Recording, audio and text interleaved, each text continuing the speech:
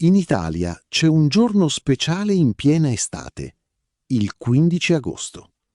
Questo giorno si chiama Ferragosto e per gli italiani è una festa molto importante. A Ferragosto l'Italia intera si ferma.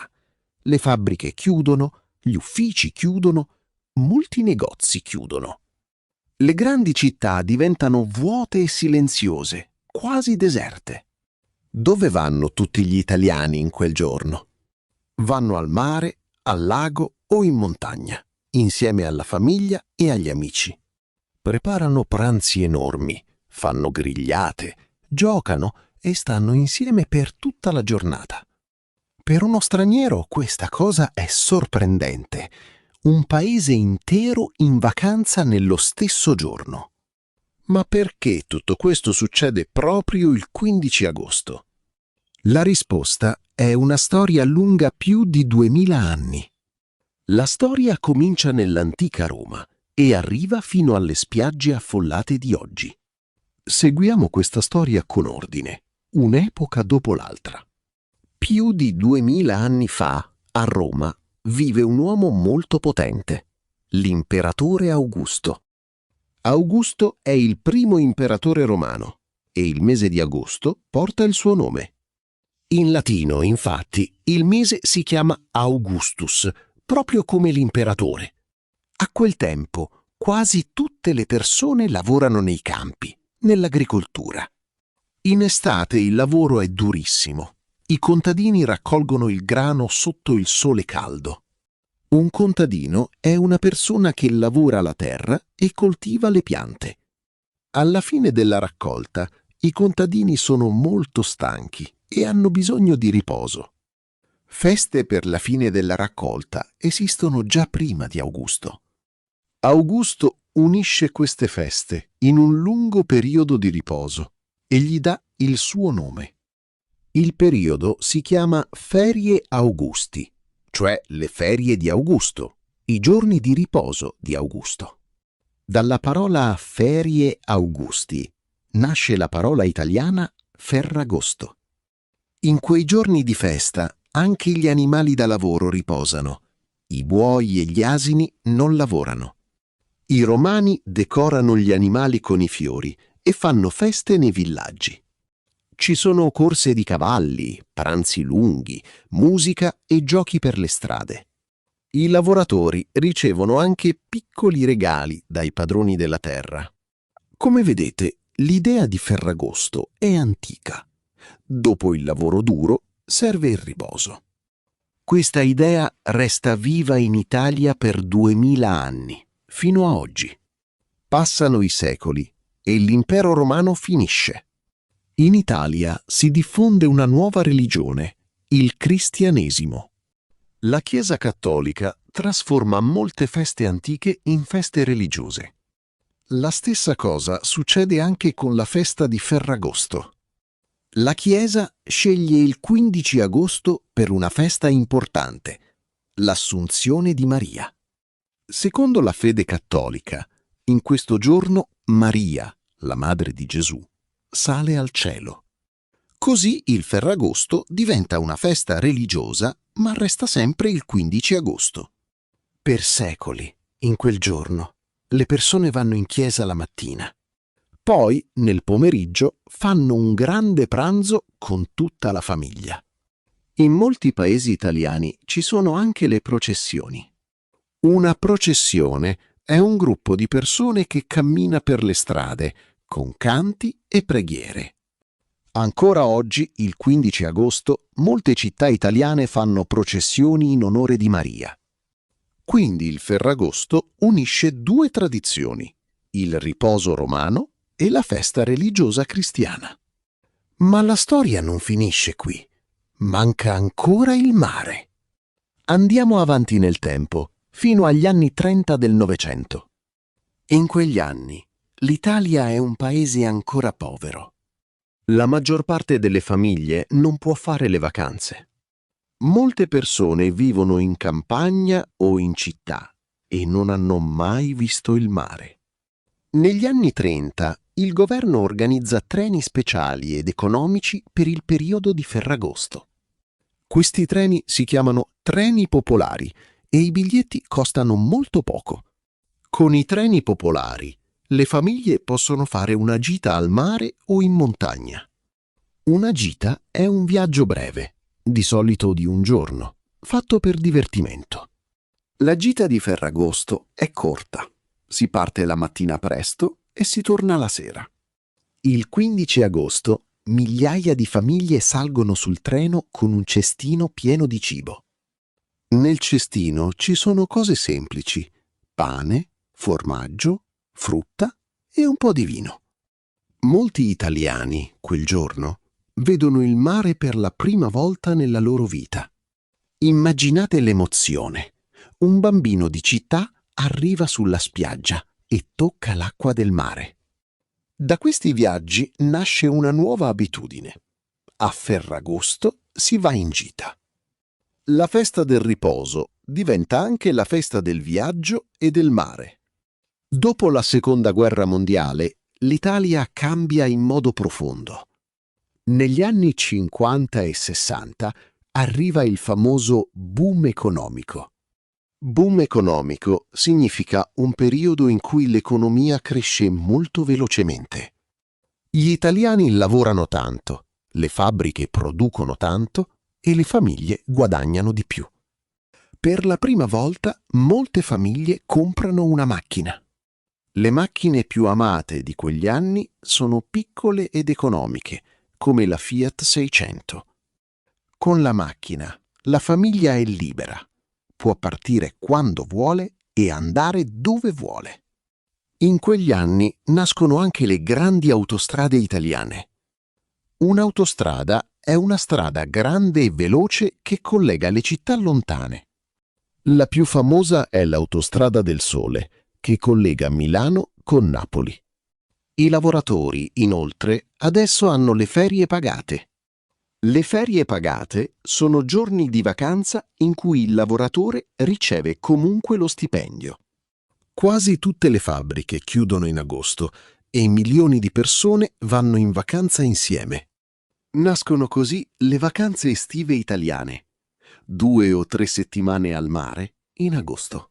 Le famiglie caricano la macchina con i bagagli, valigie, ombrellone, sedie e giochi per i bambini.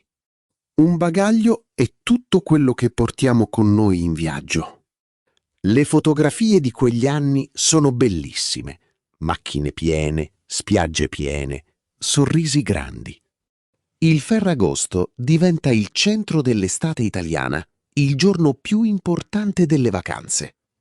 Da allora questa tradizione non si è mai fermata.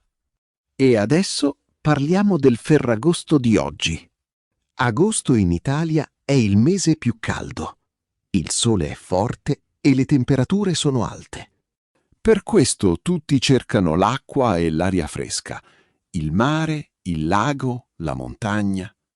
Ancora oggi, agosto è il mese delle vacanze per la maggior parte degli italiani. Molte aziende chiudono per 2 o 3 settimane, di solito nella parte centrale del mese. Nei primi giorni di agosto comincia il famoso grande esodo. Esodo significa la partenza di moltissime persone nello stesso momento. Milioni di macchine partono dalle città del nord e vanno verso il sud e le coste. Le autostrade si riempiono e il traffico diventa molto intenso. Il traffico è l'insieme delle macchine che si muovono sulla strada. Nei giorni dell'esodo, un viaggio di 4 ore può durare anche 8 ore. Alla radio si parla continuamente del traffico e delle lunghe code in autostrada. Una coda è una fila lunga di macchine ferme o molto lente. Molte famiglie partono di notte o la mattina prestissimo per evitare il traffico. Nelle stazioni di servizio in autostrada c'è una folla enorme. Tutti comprano caffè, acqua e panini. Questo viaggio difficile è quasi un rito e fa parte della vacanza. Un rito è un'azione che si ripete sempre uguale, ogni anno. Gli italiani si lamentano del traffico, ma poi partono di nuovo. ogni anno. Intanto, nelle grandi città, succede una cosa strana e affascinante. Milano, Torino, Roma. Le città si svuotano giorno dopo giorno. Il verbo svuotarsi significa diventare vuoto, perdere le persone. Il 15 agosto le strade del centro sono silenziose e quasi deserte. Non c'è traffico, non ci sono rumori, non c'è la solita fretta. Molti negozi hanno un cartello sulla porta: chiuso per ferie. Significa il negozio è chiuso perché il proprietario è in vacanza. Trovare una farmacia aperta o un piccolo ristorante aperto può diventare difficile. Anche i mezzi pubblici cambiano.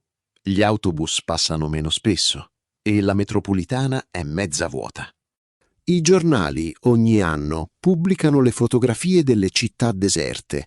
Sembrano immagini di un altro tempo. Ma ad alcune persone la città vuota piace moltissimo. Alcuni restano in città apposta per godere del silenzio. Possono camminare in mezzo alla strada, senza macchine, e guardare i palazzi con calma. Le piazze famose, di solito piene di turisti, sono libere e tranquille. Il contrasto è fortissimo: città vuote e silenziose, spiagge piene e rumorose. Questo contrasto racconta bene che cosa è l'estate per gli italiani. E adesso arriviamo al giorno della festa, il 15 agosto. Come passano gli italiani il giorno di Ferragosto? La parola più importante è una sola: insieme. Il Ferragosto non si passa mai da soli, si passa con la famiglia e con gli amici. Al mare le famiglie arrivano in spiaggia la mattina presto per trovare un buon posto. Piantano l'ombrellone nella sabbia e aprono le sedie e i teli.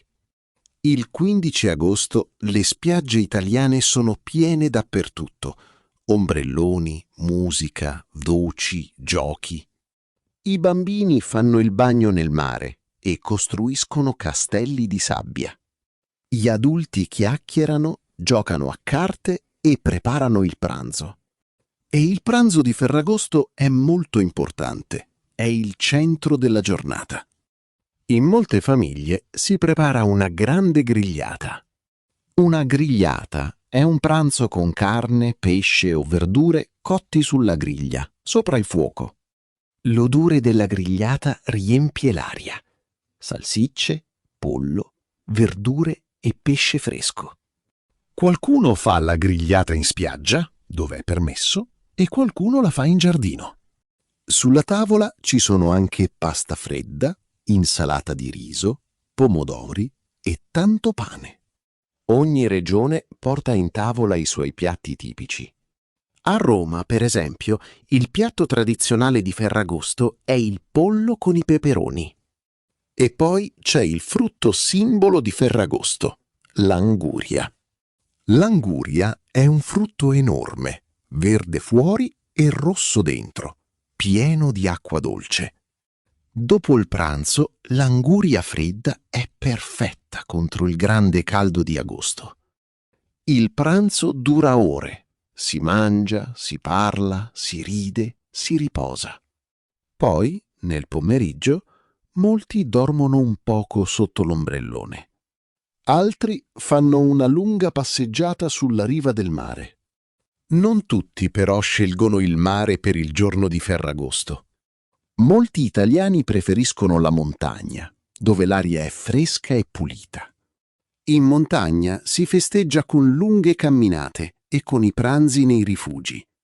Un rifugio è una casa semplice in alta montagna, dove si può mangiare e dormire. Altri ancora vanno al lago, che è tranquillo e perfetto per le famiglie con bambini piccoli. Anche al lago e in montagna la regola è la stessa: stare insieme e mangiare bene. Quando arriva la sera, la festa non finisce. L'aria della sera è calda e le persone passeggiano sul lungomare con il gelato in mano. Il lungomare è la strada che segue la costa, davanti al mare. In molte città di mare ci sono concerti e feste in piazza fino a tardi. Poi, nel cielo scuro, esplodono i fuochi d'artificio. I fuochi d'artificio sono luci colorate che esplodono in cielo, con un grande rumore. Le persone guardano i fuochi dalla spiaggia e fanno fotografie al cielo colorato. I bambini gridano di gioia a ogni esplosione di luce. E poi c'è una tradizione speciale, amata soprattutto dai giovani, il bagno di mezzanotte. La notte tra il 14 e il 15 agosto, gruppi di amici si trovano in spiaggia. Accendono un piccolo fuoco, suonano la chitarra, cantano e mangiano insieme. A mezzanotte tutti corrono nell'acqua scura del mare e fanno il bagno insieme. L'acqua di notte è fresca, il cielo è pieno di stelle e tutti ridono. In quelle notti di agosto si vedono anche le stelle cadenti. Una stella cadente è una piccola luce veloce che attraversa il cielo di notte. Secondo la tradizione, quando vedi una stella cadente puoi esprimere un desiderio. Per molti ragazzi italiani, il bagno di mezzanotte è uno dei ricordi più belli dell'estate. Il giorno dopo, il 16 agosto, per molte famiglie comincia il viaggio di ritorno. Ma tante persone restano in vacanza ancora 1 o 2 settimane. Alla fine di agosto arriva il controesodo. Tutti tornano verso casa. Le autostrade si riempiono di nuovo, questa volta in direzione delle città. Le macchine tornano piene di bagagli, di sabbia e di ricordi. Il rientro è un momento un po' triste. Le vacanze sono finite e il lavoro ricomincia. Ma molti italiani pensano già alle vacanze dell'anno dopo. Negli ultimi anni il Ferragosto è cambiato un poco. Oggi non tutti fanno le vacanze in agosto. Alcuni partono a giugno, a luglio o a settembre. I voli economici portano gli italiani anche all'estero, in altri paesi. Eppure il 15 agosto resta un giorno diverso da tutti gli altri. Anche chi lavora quel giorno sente che l'Italia intorno si è fermata. I nonni raccontano ancora i Ferragosto della loro giovinezza. Raccontano i viaggi lunghi sulla 600, senza aria condizionata, con 4 bambini dietro. Raccontano le piccole pensioni al mare, dove tutte le famiglie mangiavano nella stessa sala. Raccontano i primi bagni, i primi gelati in spiaggia, le prime amicizie dell'estate. In questi racconti c'è una parola importante: nostalgia. La nostalgia è un sentimento dolce e triste insieme, il desiderio di un tempo passato. Il Ferragosto, per gli italiani, unisce il passato e il presente.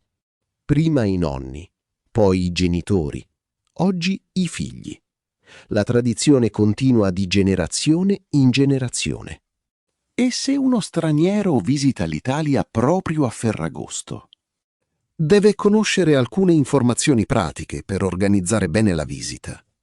Primo, nelle città molti negozi e ristoranti sono chiusi, soprattutto quelli piccoli e familiari. Secondo, i musei più importanti di solito restano aperti e sono meno affollati del solito. Visitare Roma o Firenze il 15 agosto può essere un'esperienza speciale. Le città d'arte, quasi vuote, mostrano una bellezza calma e silenziosa. Terzo, è meglio evitare l'autostrada nei giorni del grande esodo e del controesodo.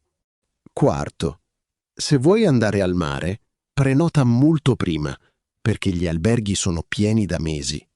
E se un italiano ti invita alla sua grigliata di Ferragosto, accetta subito, è un vero onore. A tavola conosci la famiglia, gli amici, i vicini e mangi per molte ore.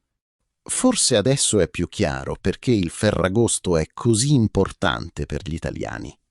Non è solo un giorno di vacanza, è un momento che tutto il paese vive insieme. In Italia il riposo e la festa sono cose importanti, come il lavoro. Il tempo con la famiglia, il pranzo lungo, la tavola piena. Questa è la vera ricchezza. Un pranzo di Ferragosto può durare 3 o 4 ore e nessuno ha fretta. Si parla, si ride, si discute, si canta. Poi si mangia il dolce, si beve il caffè e si resta ancora a tavola.